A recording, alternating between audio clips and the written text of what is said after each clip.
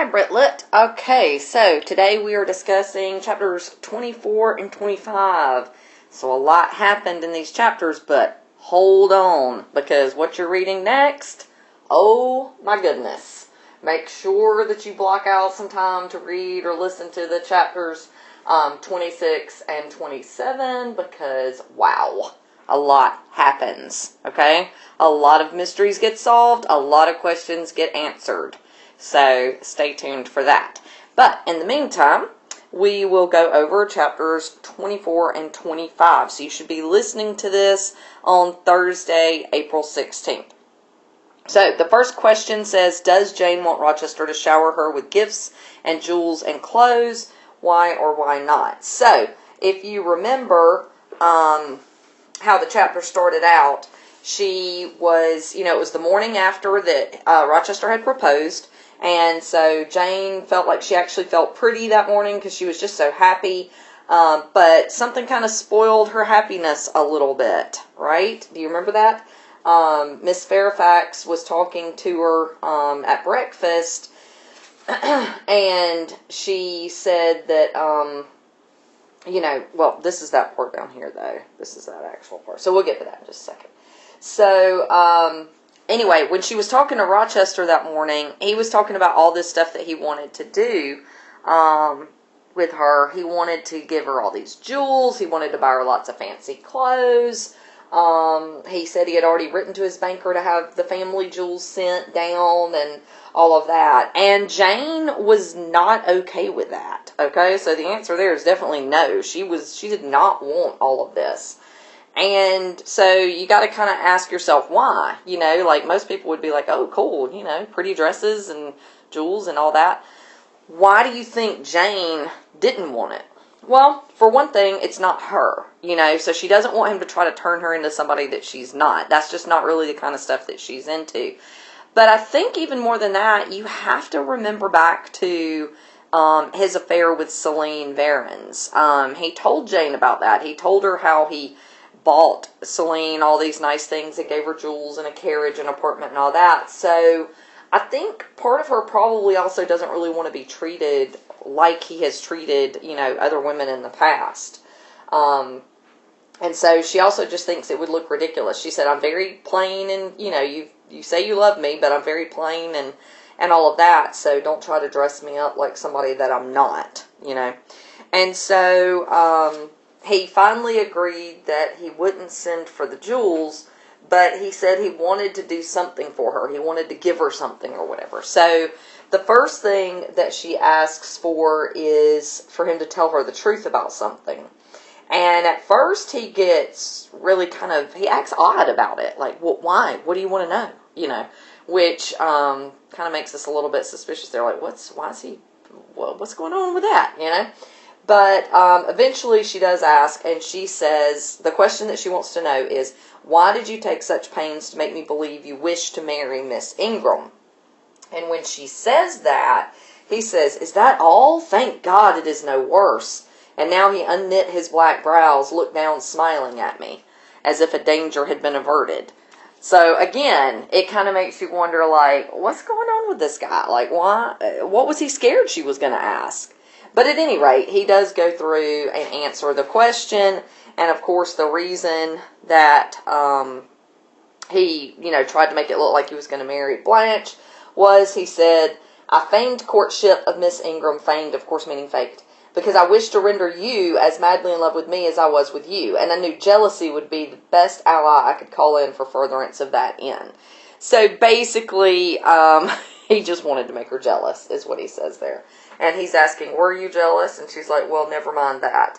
And so she questions him about it several times. She's like, but wasn't that cruel to do to Blanche? And like, is she now feeling like I once felt, that when she just thinks about how heartbroken she felt when she thought Rochester was going to marry Blanche, and she doesn't want Blanche to be sitting over there feeling that way. She's like, that was kind of cruel to do.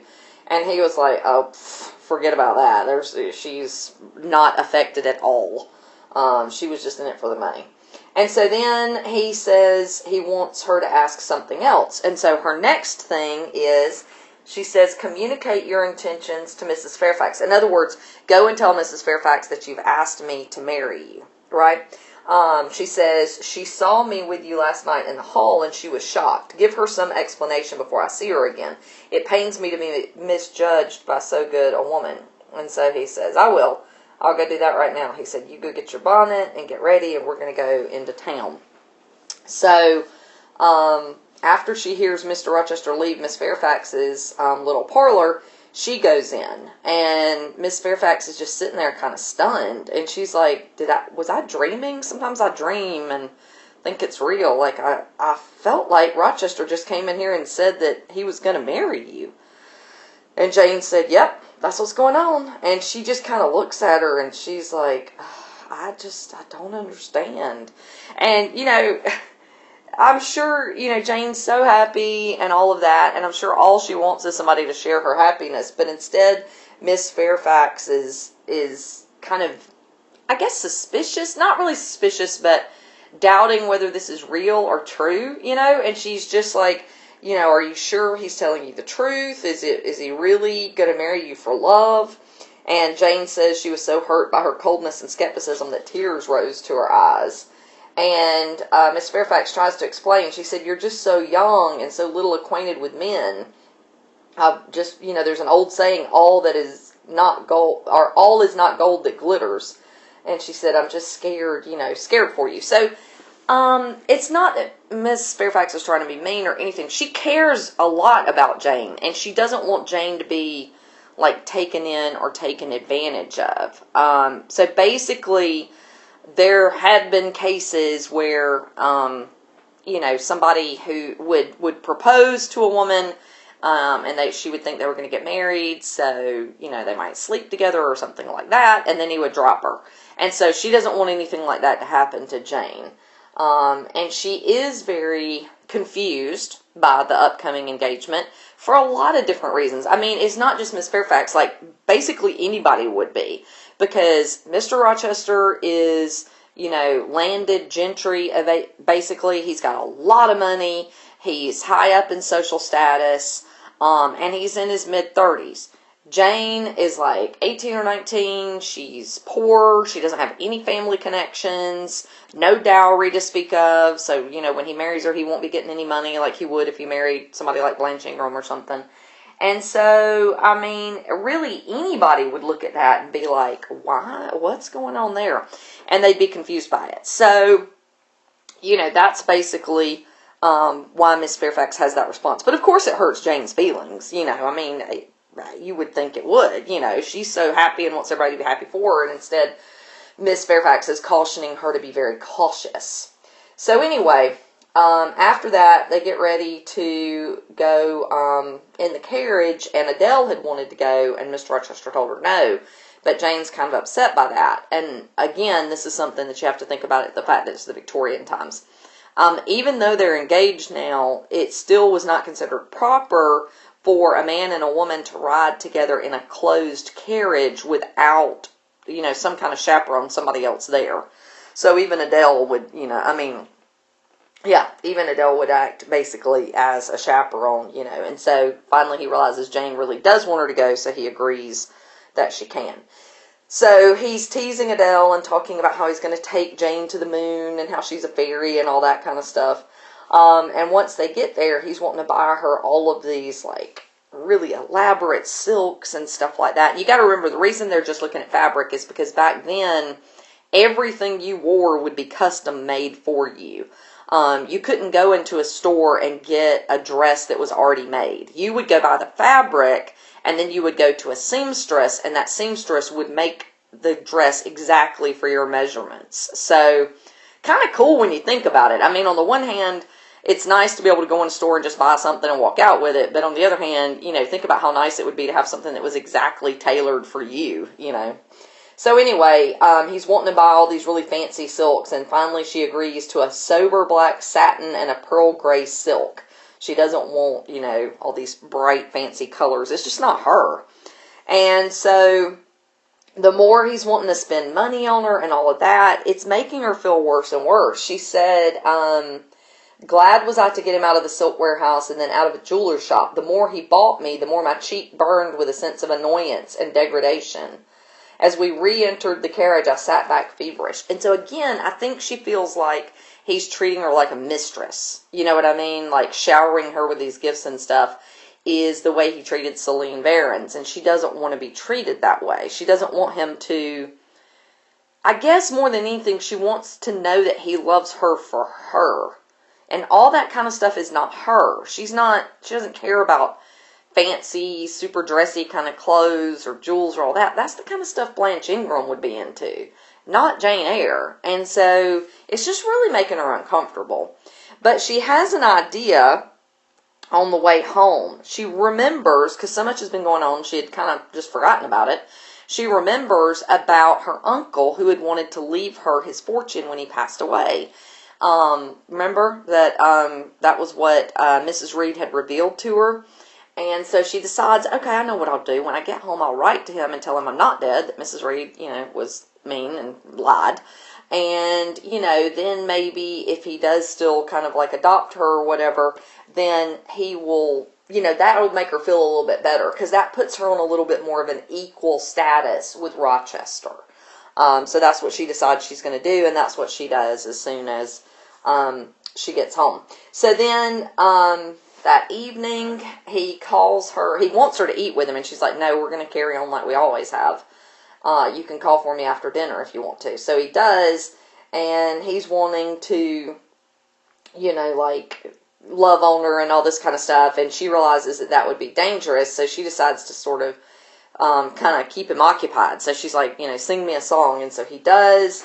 And in the song, it says something about, dying together. And she's like, well, who are you going to marry now? And he said, I'm marrying you. And she said, no, you're not. I'm not dying with my husband.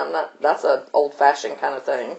And so anyway, they get to teasing and stuff like that, which is how she normally treats him. And so she's able to kind of hold him at distance, which is basically her following Mrs. Fairfax's advice to keep him at a distance, not to be wooed by him to the point where, she goes farther with him than she should before they're married, just in case. And so that's what she decides to do. But that last paragraph, okay, of chapter 24, she says, yet after all, my task was not an easy one. Often I would rather have pleased than teased him. My future husband was becoming to me my whole world, and more than the world, almost my hope of heaven. He stood between me and every thought of religion, as an eclipse intervenes between man and the broad sun. I could not in those days see God for his creature, of whom I had made an idol. So what seems dangerous about that? Well, obviously, we're supposed to put God first, right? You're not supposed to put the person you're in love with or anything like that, but anybody before God. God is supposed to be first. And so she has now put Rochester first. And so, that kind of makes us say, that's not a good thing. That's dangerous. Okay, so chapter 25, the engagement month passes quickly, and she is, she's kept them at bay, and Mrs. Fairfax seems to approve of her. And so it's finally the eve of Jane's wedding. So it's the night before they're supposed to get married. It's a very kind of stormy, restless night. And she is very unsettled. Rochester has been gone from home. He, for like a day or two, he had to go take care of some business before they get ready to leave. Because as soon as they get married the next morning, they're leaving. They're going to go spend some time in London and then head over to Europe, kind of like for the honeymoon, to just kind of tour Europe and stuff. And so she is very restless that night and anxious for him to get back. And the weather kind of matches. It's very restless as well. And so it matches her mood, okay? And then it asks on number 7, describe in detail the chestnut tree that was struck by lightning.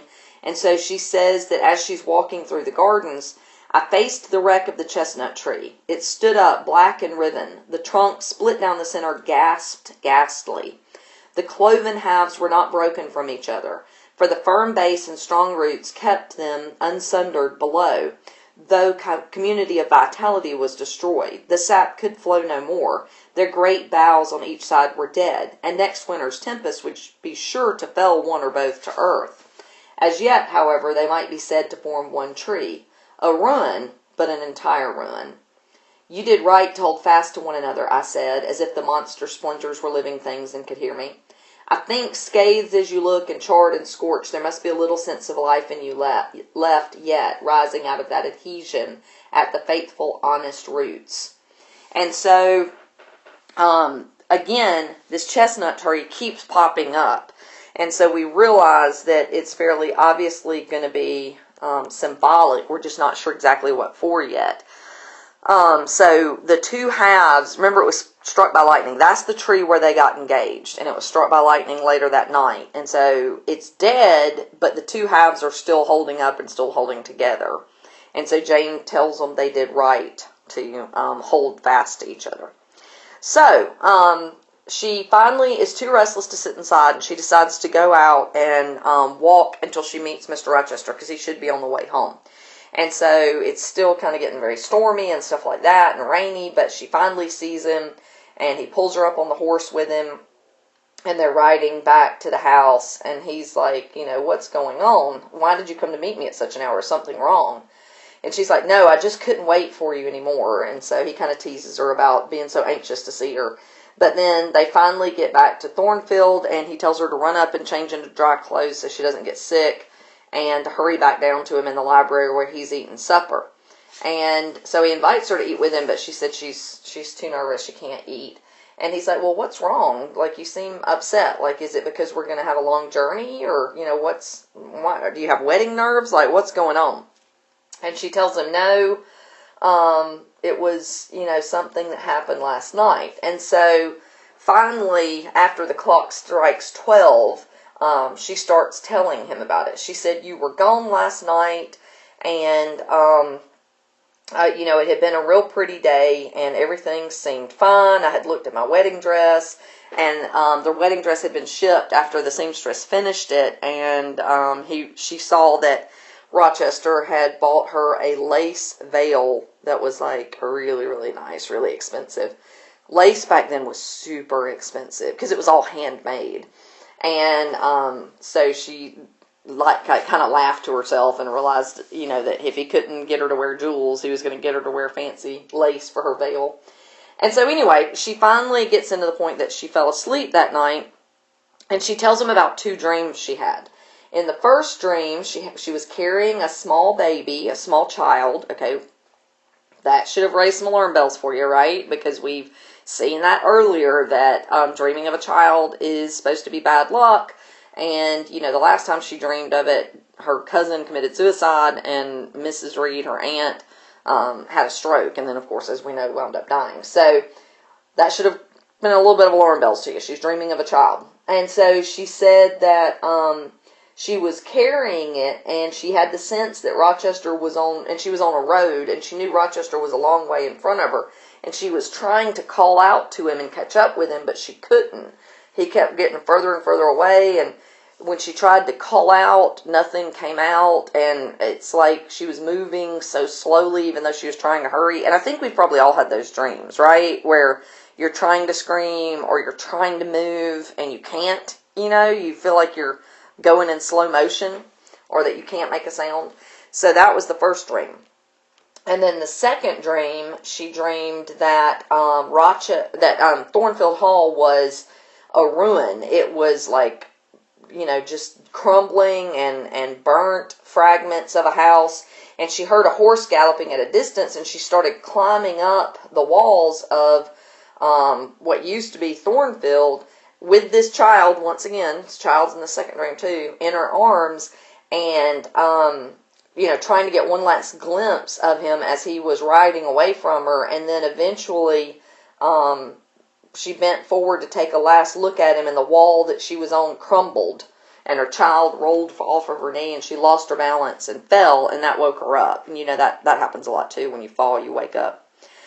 So, those were her two dreams. And he says, okay, but that's it. It was just dreams. And she's like, no, those were just the preface. What happened that bothered me is still to come.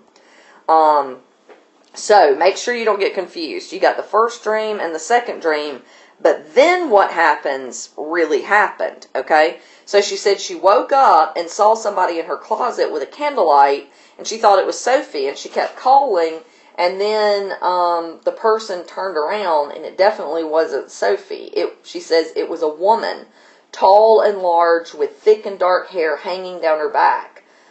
She was wearing some kind of white straight gown, or maybe a shroud, and she took the veil out of the closet and put it on her head and looked in the mirror. And Jane's just sitting there in bed, just terrified. Because, I mean, what if you woke up and somebody was in your room, you know, that you had no idea who it was? That would be terrifying.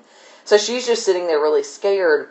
And she says that she could see the face in the mirror because the person is looking in the mirror with the veil on.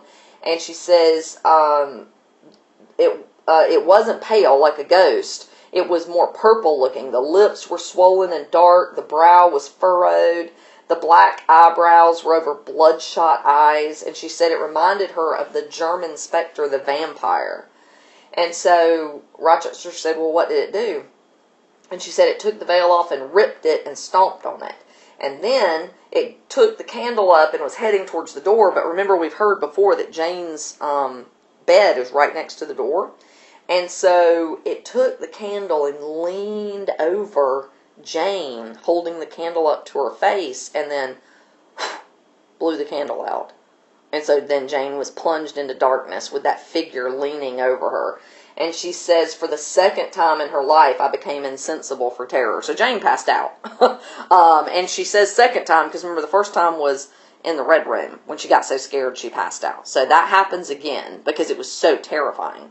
So she wakes up the next morning and she looks around. It's daylight. Everything seems okay. She's like, oh my gosh, that must have just been a nightmare. That was terrible.